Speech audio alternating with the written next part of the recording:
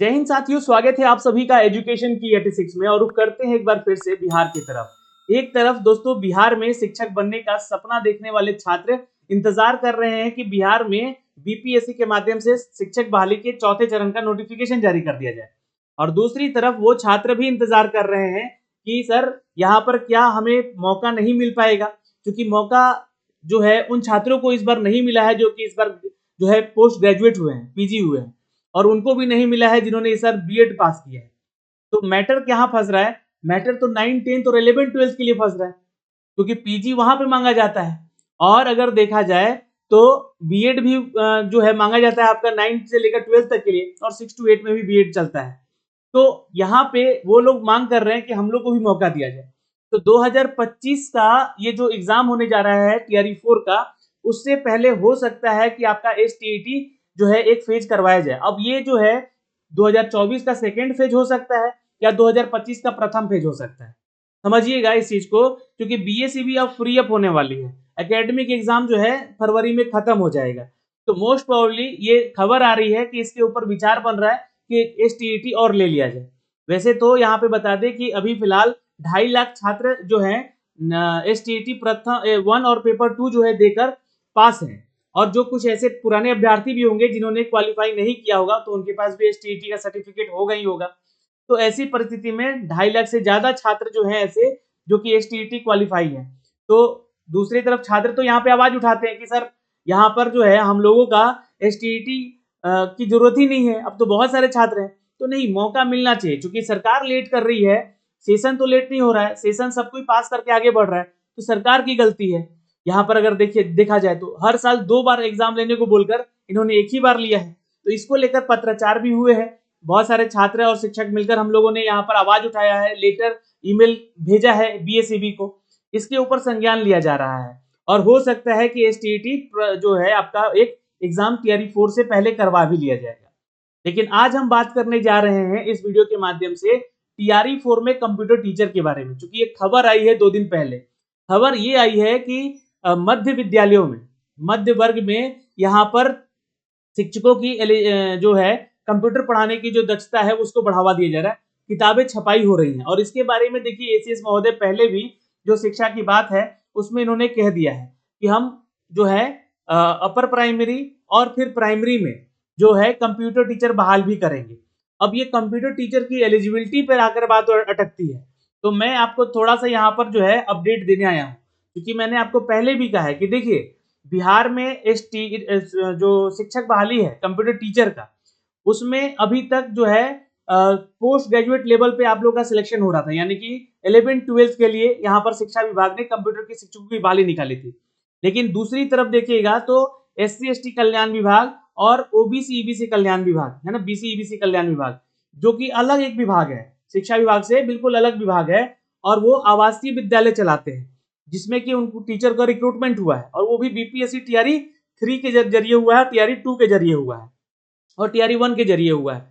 तो ऐसी परिस्थिति में क्या फिर से यहाँ पर कंप्यूटर टीचर की बहाली 6 to 10 के लिए ही आएगी शिक्षा विभाग में, है ना? ये सवाल उठ रहा है यहाँ पर। तो अगर शिक्षा विभाग में 6 to 10 की बहाली आती है, तब तो सारा एलिजिबिलिटी वही होगा जो अभी तक 11, 12 के लिए कंप्यूटर टीचर का हो रहा है। अगर ये सिर्फ और सिर्फ कंप्यूटर टीचर की बहाली आई 6 to 8 के लिए, यानी कि अपर प्राइमरी के लिए, तब क्या एलिजिबिलिटी होगा? तो आइए देखते हैं हम लोग इसके बारे में थोड़ी सी जानकारी आप लोगों को देना चाहेंगे जरूर यहाँ पे। सबसे पहले तो आपको इस खबर पे ले जाना चाहते हैं, और ये खबर से आपको अवगत कराना चाहते हैं। ये 2 दिन पहले ही खबर निकल कर आई है, और इसके ऊपर बहुत सारे लोगों ने जो वीडियो बना के सिर्फ और सिर्फ अपने कोर्स के बारे में बताया है। मैं आपको थोड़ा सा एलिजिबिलिटी यहाँ बताऊंगा, और ये चीजें आपको समझनी होगी। तो देखिए यहाँ पर जो लाइन लिखा गया है कि 6 to 8 तक के बच्चों को मिलेगी कंप्यूटर की पुस्तिका। अब जाहिर सी बात है, देखिए अभी इतने कंप्यूटर टीचर जितने सेलेक्ट हुए हैं वो सफिशिएंट नहीं है। वो उनकी जो संख्या यहाँ पर उतनी नहीं है कि पूरे बिहार भर में ये जो, चूंकि क्या है कि कोई भी पुस्तिका अगर लागू होगी तो बिहार के सभी विद्यालयों में लागू होगी, है ना? तो कहीं ना कहीं और भी संख्या यहाँ पर बढ़ानी पड़ेगी। और जैसा कि हमारे शिक्षा मंत्री ने खुद भी कहा है कि हम लोग जो है मध्य विद्यालयों में करीब करीब 26,000 मध्य विद्यालय हैं जहां पर शिक्षक बहाली हम लोग देने जा रहे हैं। ठीक है, लेकिन इसके ऊपर एलिजिबिलिटी आती है कि एलिजिबिलिटी किसको दिया जाए, प्रायोरिटी किसको दिया जाए यहाँ पर। तो फिलहाल आपको बता दें कि कंप्यूटर की किताबें दी जाएंगी जिसमें कि कंप्यूटर चलाने की और उनके अन्य जानकारियां शामिल होंगी। यह पहल जो है बिहार के सरकारी स्कूलों की व्यवस्था को बेहतर बनाने और छात्रों में कंप्यूटर की समझ को विकसित करने के लिए किया जा रहा है, जिसकी दिशा में एक जरूरी कदम बताया जा रहा है। और किताबी शिक्षक के साथ ही छठी कक्षा के बाद से कंप्यूटर की पढ़ाई लेकर जो है विभाग की ओर से पहल की गई है। इसके तहत छठी से 8वीं तक के बच्चों के लिए कंप्यूटर की किताब की तैयारी की जा रही है। बस इतना ही खबर है ये यहाँ पे, ठीक है। अब इसमें जो है बाकी आप लोगों का जो खबर दिया गया है इसमें बात हुई है प्रैक्टिकल का, इसमें बात हुआ है जो प्रैक्टिस बुक होता है वो बांटने का, ये सब किताबों के बारे में। यहाँ पे कंप्यूटर में शिक्षा को बढ़ावा देने को लेकर बस इतनी ही बातें यहाँ पर कही गई है। अब यहाँ पर जब आप एलिजिबिलिटी पर आते हैं तो मैं थोड़ा सा आपको जो है ना इसके पुराने नोटिफिकेशन पे ले जाना चाहता हूँ और यहाँ पे दिखाना चाहता हूँ कि देखिए ये आप जो है TRE 3 का नोटिफिकेशन है ये। इसमें आप लोग देखेंगे कि शिक्षा विभाग और अनुसूचित जाति जनजाति कल्याण विभाग, ये TRE 3 का नोटिफिकेशन था। इससे पहले TRE 2 में BC EBC कल्याण विभाग से भी आया हुआ था, है ना। तो ये ध्यान रखिएगा। तो यहाँ पर बिहार में जो है विभाग में कक्षा 11 से 12 तक और अनुसूचित जाति जनजाति कल्याण विभाग में कक्षा 6 से 10 तक के कंप्यूटर विज्ञान के विषय के लिए विद्यालय अध्यापक के लिए आवश्यक शैक्षणिक योग्यता। तो यही वो शैक्षणिक योग्यता है अगर रहेगी बहाली 6 to 10 तक का आया तो, बात समझिएगा। लेकिन अगर 6 to 8 तक का बहाली आया तो सर यहाँ पर ऊपर आइए, ये तो मैं आपको बताऊंगा अभी कौन कौन से सब्जेक्ट से होना चाहिए। ये देखिए, ये आपको मैं 6 to 8 तक के ऊपर ले जा रहा हूँ। ये पैरा नंबर यहाँ पर जो है बी पे आइएगा तो आपको समझ में आएगा यहाँ पर कि देखिए विद्यालय अध्यापक के स्नातक कोटि में 6 से 8 तक की, अगर 6 से 8 में कोई बहाली आती है किसी भी विषय का, इनफैक्ट अगर कंप्यूटर कहीं आता है तो समझिएगा, तो आपको जो है सबसे पहले तो ये 3 तरह के शिक्षक बनते हैं। गणित और विज्ञान यानी कि मैथ और साइंस के शिक्षक बनते हैं। फिर आपका SST का शिक्षक बनता है। फिर यहाँ पर जो है भाषा विज्ञान विद्यालय के लिए शिक्षक बनते हैं, यानी कि लैंग्वेज के लिए यहाँ पर जो है टीचर बनते हैं। ये 3 तरह के शिक्षक बनते हैं यहाँ पर 6 to 8 में। ये बिहार की नियमावली है। कंप्यूटर टीचर इसमें नहीं है। तो कंप्यूटर टीचर को क्या सामाजिक विज्ञान में डाला जा सकता है या गणित विज्ञान में डाला जा सकता है, ये बात को समझिएगा। सिर्फ यहाँ पे आप ये चीज को कंप्यूटर को गणित विज्ञान में डाला जा सकता है। क्यों? क्योंकि जो छात्र ग्रेजुएट लेवल पर BCA करता है वो मैथ पढ़ता है, ठीक है। तो गणित विज्ञान के लिए वो भी एलिजिबल होता है कि नहीं होता है? आप बोलिए अगर कहीं दिक्कत है तो उसी तरह यहाँ पे वो कंप्यूटर को भी पढ़ा सकता है BCA वाला, तो इसमें वो डाला जा सकता है। गणित और विज्ञान और कंप्यूटर, है ना, गणित और विज्ञान और कंप्यूटर विज्ञान के लिए वहां पर शिक्षक की भर्ती दी जा सकती है। लेकिन फिर यहाँ पर योग्यता क्या होगी सर? तो यहाँ पर जो प्रौढ़ शैक्षणिक योग्यता होगी, यानी कि एक तो B.Ed का डिग्री होना चाहिए। तो आप बोलेंगे कि सर कंप्यूटर टीचर के लिए तो B.Ed है ही नहीं, वो 11th-12th में नहीं है और 6 to 10th के लिए नहीं है, यानी कि 6 to 10 हो गया आपका माध्यमिक, नॉट माध्य, ये ध्यान रखिएगा। ये माध्यमिक हो गया क्योंकि 9-10 इनबिल्ड हो गया इसमें, और ये 11-12th हो गया उच्च माध्यमिक, ठीक। तो इसमें है कि आपको जो है PG होना चाहिए, फिर आपका STET 2 पेपर क्लियर होना चाहिए, ठीक है, कंप्यूटर में, और फिर B.Ed होना चाहिए या M.Ed होना चाहिए, है ना। ये चीजें हैं यहाँ पर। तो यहाँ पे बोला गया है कि स्नातक पास होना चाहिए।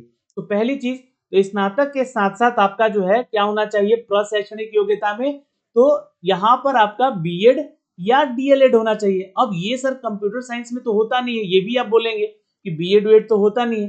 तो जो मैथ से टीचर करते हैं B.Ed, है ना, मैथ के लिए जो B.Ed है जो अप्लाई करते हैं वो शिक्षक यहाँ पे अप्लाई करेंगे, यानी कि B.Ed का होना जरूरी है अगर बहाली 6 to 8 में आता है। अब ये क्यों जरूरी है?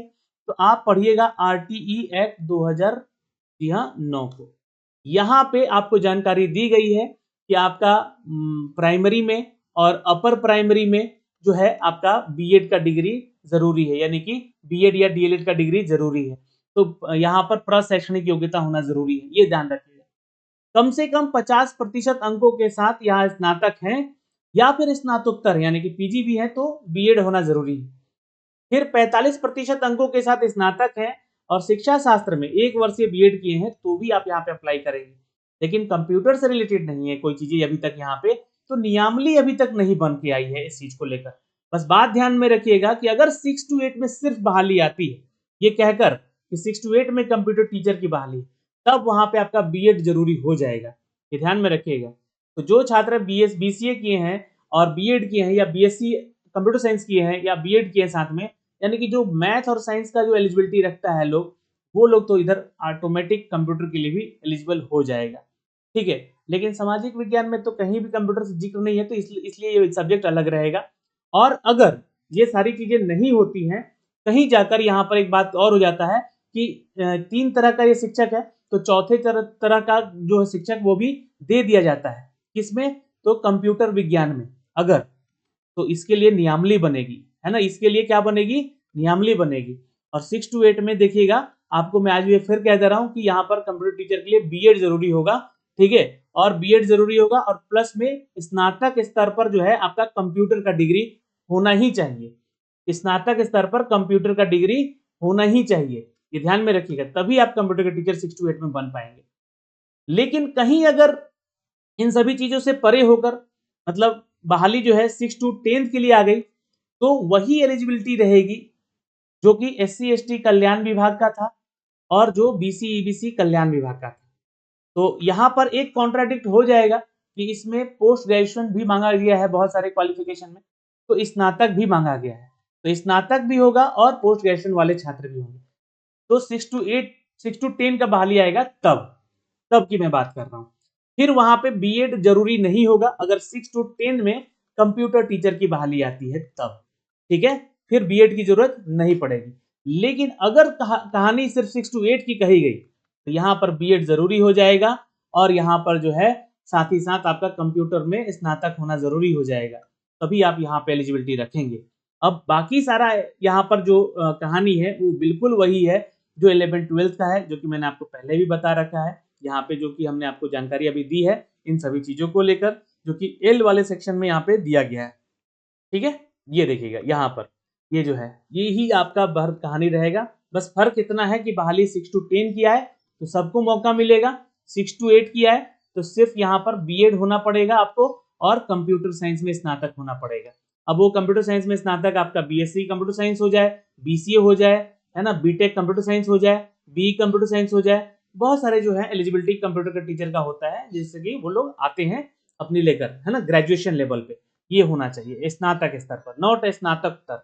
लेकिन जब 6 to 10 कह देगा तो स्नातकोत्तर वाले भी आ जाएंगे इसमें, ठीक है। और एसटीईटी फिर आपका पेपर लगेगा और इसमें पूछिएगा कि सर जो पात्रता परीक्षा वो क्या लगेगा 6 to 10 में, तो यहाँ पे अगर देखिएगा तो एसटीईटी भी लगा सकते हैं, क्योंकि रेलवे ने आरआरबी बोर्ड ने यहाँ पे 9 to 10 के शिक्षकों को बोला है कि आप अपने स्टेट लेवल का भी टीईटी परीक्षा दे सकते हैं, ना, जो भी टीईटी परीक्षा पास है उस स्तर पर, उस स्नातक स्तर पे, तो वो लगा सकते हैं। तो उस तरह से यहाँ भी आपको मौका दे दिया जाएगा कि जो सीटेट पास है यहाँ पर या एसटीईटी पास है वो लोग आवेदन कर सकते हैं। तो ये एसटीईटी सीटीईटी का कोई वो नहीं है, नियमावली नहीं है, आरटीई के माध्यम से ऐसा कुछ कहा नहीं गया है इसके लिए, है ना, ये ध्यान में रखिएगा। 2009 के आरटीई में कुछ ऐसा अपडेट किया नहीं गया है इसको लेकर, लेकिन ये अपडेट जरूर किया गया है कि बीएड अगर जरूरी है आपका 6 to 8 में, तो 6 to 8 की बहाली आती है, तो ये ध्यान में रखिएगा बस।